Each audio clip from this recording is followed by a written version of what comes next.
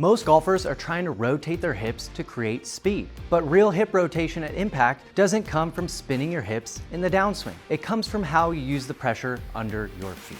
In this video, I'll show you how to use the ground forces to create true hip rotation without trying to rotate. I'll show you one rope flow drill and a conditioning drill to train the timing and movement, along with a swing drill to transfer directly into your downswing and impact position. My name is Coach Sean with RC Golf Performance, and I help golfers move better as humans so they can move better as athletes.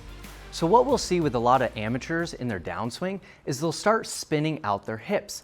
And it's usually because a lot of people know that we need to start the downswing using our hips rather than our arms. And what happens is when they get to the top, they try to spin out their hips as hard as they can. And what that can often do is start delaying the club and getting stuck behind you. And then that'll be actually forcing us to flip at impact. So again, looking at that from the face-on view, they'll start spinning out their hips, the arms are getting stuck behind them, and now the only way they're gonna actually make any sort of contact is by flipping their hands. But what if I told you that true hip rotation does not come from you trying to spin out your hips? Yes, your hips do need to start the motion in the downswing to where it is pulling your torso. So again, in the downswing, our hips do need to start this motion, and as this is pulling, it's starting to pull the torso, the arm, and then the club. However, what if I told you we can create more hip rotation at impact without actually trying to rotate? If anything, I would actually say try to hold your rotation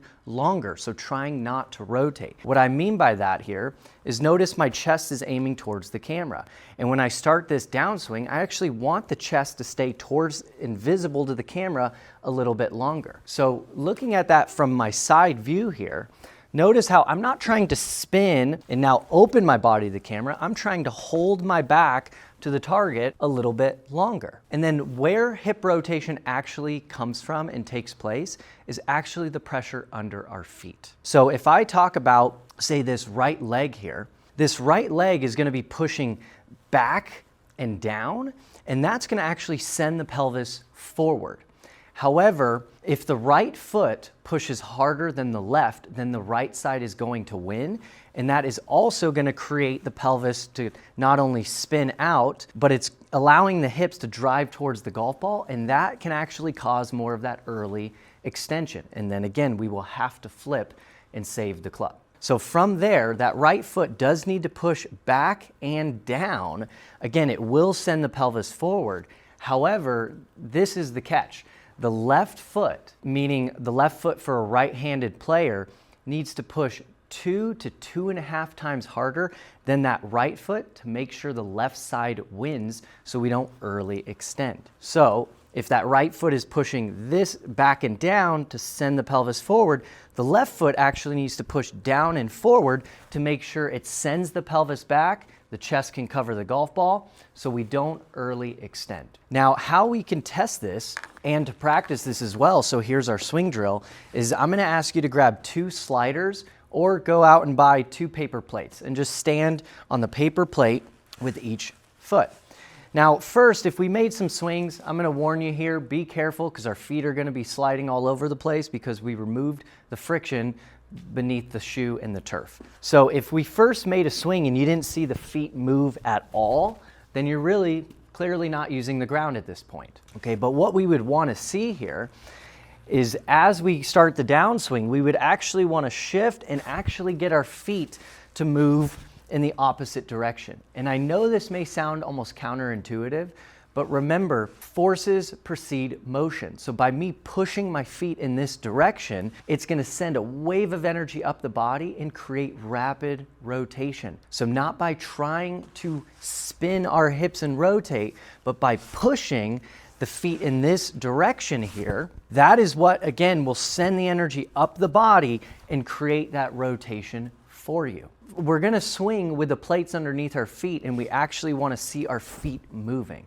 However, obviously, when we have a club in our hand and we're not standing on the plates, you won't actually see the feet move very much. But at the same time, I want you to feel the pressure in your feet that you're pushing back this way and forward with the opposite foot, and preferably 2 to 2.5 times harder out of that left foot to make sure that left side wins and not the right side, okay? If you're even that player that finishes their swing and they have a tendency to step forward, that is telling me the left side or the lead side is losing that battle. So if I were to show you a couple swings here, now again, on this, it's not about the contact necessarily, because again, your feet are gonna be moving all over the place, but do be careful here. But first, I wanna make some swings and I wanna make sure the feet aren't stable. So if you watch this here, I'm standing on the plates and I'm gonna go ahead and make my swing. And I wanna make sure that the right foot pushes back and away as the lead foot pushes a little bit forward. So we'll do that here first. And again, I'm warning you, be careful. So watch the feet, okay? And even when you go through this shot, you may not want to go all the way to a full finish because that back foot is clearly sliding. So you may even want to go more into an abbreviated finish just to feel this at the start. So we'll do that a couple times here. And as you can see, my feet are actually moving in this direction, which means I'm applying force back and this foot going forward. So I'm using the ground, being aware of what is happening under my feet and getting rooted into the ground, and the ground is sending a wave of energy up the body. So notice how my feet are sliding. Okay, so now what we're gonna do is now we're gonna remove the plates and take that same feel, same sensation into the ground. Now, once again, the feet aren't going to move on this one, but I'm going to feel like I'm ripping up that turf. And again, by me pushing this way, it's gonna send the wave of energy up the pelvis to create that rotation for us. So now we're gonna go ahead and hit one here, and then I'll explain one more thing that you may see visually with the feet. Okay, so now if you notice, and we'll go ahead and zoom in my feet to where you may notice that the left foot, with a lot of pros, you'll see their foot actually slide back. Now, if we're trying to get the foot to actually slide back, we are not just trying to pull this foot back. We're trying to push down and forward, and that's going to send the energy up the leg to actually not only create the rotation, but it may cause the foot to slide a little bit, okay? So I want you to watch that one more time here and watch my lead foot. See if that thing stays perfectly stable or see if it slides back a little bit. And if you notice there, that foot shifted back a little bit. Now again, it's not me pulling it back, it's me pushing. So by me getting into that left and pushing 2 times harder than my right side, my trail side, that is sending that energy up, creating that rotation, and that is what actually sends a wave of energy up the body and out the end of the club. And that'll even help us achieve more forward shaft lean and the timing at which we release the golf club. So now it's time for our conditioning drill. And what I want to start off with is, before we talk about spinning and rotation, I want you to test something here. And I want to see if you can feel this. I'm going to stand down the line, and if I try to jump backwards, it's not me trying to slide my feet back, I'm actually pushing forward to jump backwards. If I'm moving backwards, as well as a little up, I'm pushing not just straight down, not just straight forward, I'm pushing at a little bit at an angle here. Think of like a 45-degree angle. That is me pushing down, and it's sending energy up, it's sending my pelvis back and extending and straightening my legs. So we can even just start just by jumping like so. Then once we get that jumping pattern, then I want you to actually feel like, can you jump and turn? Now, even from here, I can turn 90 degrees or I can turn a full 180. And you can see here, when I'm jumping, I'm not trying to spin my hips to rotate me. I'm trying to use the ground to push and turn. So we'll do that a couple times, and now I'm gonna try to go full 180 all the way around. Now what we can do is take this more like a golf swing. So I'm gonna bring my arms back, I'm gonna get to that left side, and now I'm gonna try to jump out of that lead side and rotate.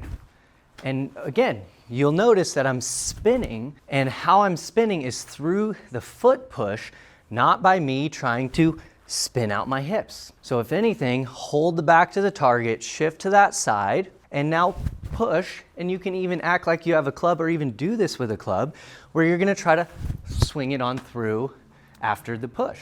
Now, if we grabbed a say a sandbell or even a medicine ball here, we're gonna do the same thing, but what I want us to do for a right-handed golfer, go into your backswing, and your goal is to shift, and you're gonna throw this into the ground. However, I wanna make sure that that left foot push for a right-handed golfer is going to take place before we throw the sandbell or medicine ball. So if you watch this here, I'm gonna do this wrong, where I'm gonna throw it too early here. So if I did this, where I'm throwing it and I didn't use the ground, I need to make sure that we're actually trying to jump and then create the rotation as we're throwing that sandbell.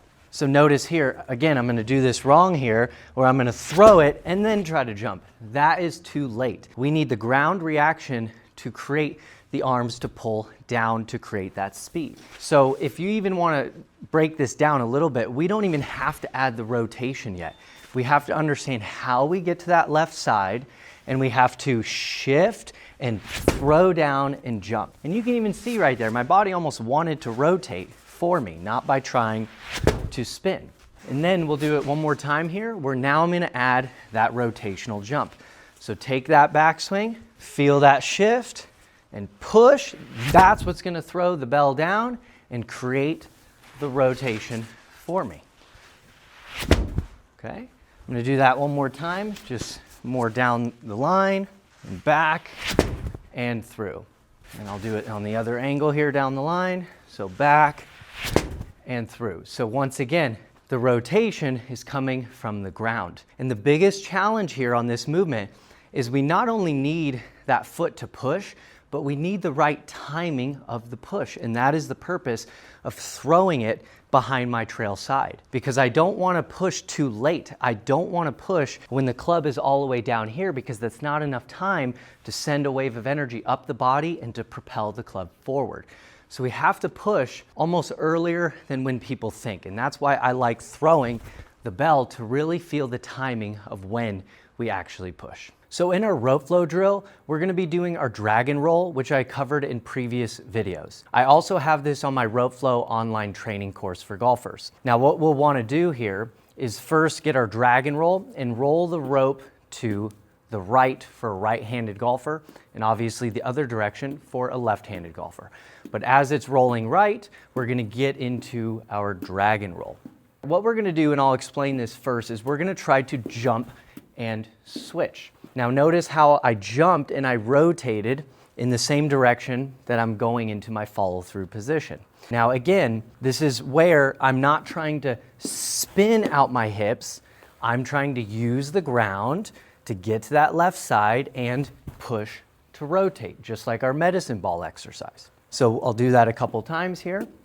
So we can feel that pressure shift. We can always think that left shoulder down, which I've explained in previous videos. And now from here, when the rope is in front of us, so notice how it's dragging to my right, and as it's going overhead, that is when we're gonna get to the left and try to jump into a full 180. And these are just our dragon switches, but we're trying to apply this and feel this in our golf swing, and how we're gonna get that pressure shift, get to that lead side, and push out of that left foot. One more time. Feel that pressure shift and jump. Now, the beautiful thing here about power, I do actually encourage you to learn this going both directions. So one would be a right-handed swing, and then the other one would be a left-handed swing. And when we're talking about power, to create more speed, we actually want to learn how to hit the brakes faster and almost do that on the opposite side. Because if my opposite side, meaning my right side, can learn how to hit the brakes faster, then it'll actually learn how to accelerate even faster. So the analogy that I explain to my students is, think about a car driving down the highway at about 80 miles an hour. And let's say there's a bag on the passenger seat. Now, if I'm driving 80 down the highway with a bag on the passenger seat and I hit the brakes slowly, that bag may not move. However, let's say we're driving 80 down the highway and slam on the brakes, that bag is actually potentially propelling through the dashboard. Now, it wasn't because of how fast we were going, it was because of how fast we hit the brakes. So if we want to create more speed, timing, and consistency, we have to learn how to hit the brakes. And this right here, me trying to create rotation, this is our braking mechanism so we don't slide in the downswing, because our pressure is getting to that left, and now we have to hit the brakes to prevent us from sliding, and that is what sends energy up the leg to create that massive rotation and propelling all of the energy out the end of the club at the right time. If you want to actually feel how rotation, pressure shift, and sequencing are supposed to work, I put together a free rope flow training for golfers. This is a preview of movement patterns we build inside the full program, so you can start training this immediately. Grab it through the link in the description. And if this helped you understand the swing in new ways, make sure you click the like and subscribe button. I break this down every week so you can train the movement, not just chasing swing thoughts. I'll see you in the next one.